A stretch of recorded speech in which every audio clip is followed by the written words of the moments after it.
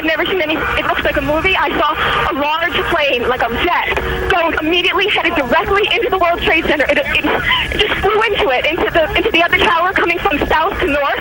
I watched the plane fly into the World Trade Center. It was a jet. It was a very large plane. It was going fast. It went past the Ritz-Carlton Hotel that's being built in Battery Park. It flew right past it, almost hit it, and then went in.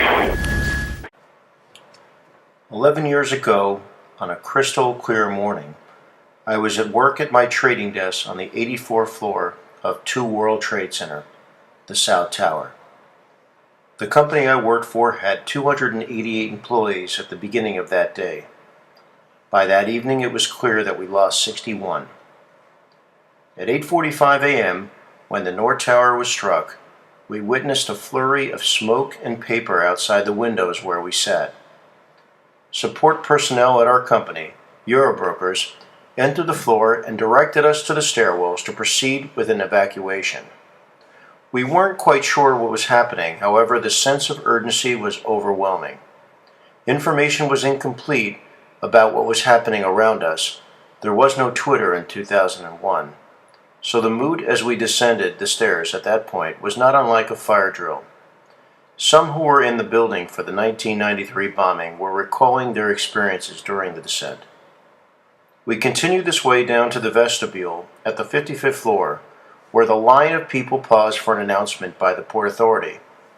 It said that our building was secure and that we could proceed back to work if we chose. Many chose that route and did not survive that day. The 2 colleagues I was with chose to pause a few minutes, and during that interim, our building was struck at 9:03 a.m. The concussion nearly knocked me off my feet as the entire building swayed back and forth.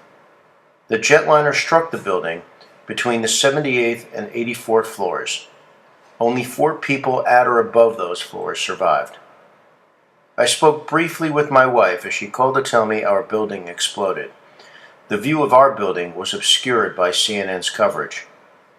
Our knowledge of what was going on outside of the stairwell was still gravely incomplete. However, it probably made for a swift evacuation, as there was little panic as I remember. The bottom of the stairs led us out in front of a bank of huge windows overlooking the central atrium between the towers. Soot and smoldering ash seemed to cover the entire area as it resembled a war zone. Police, fire, and Port Authority personnel were there in force and kept the evacuation moving out towards the exit at Church Street.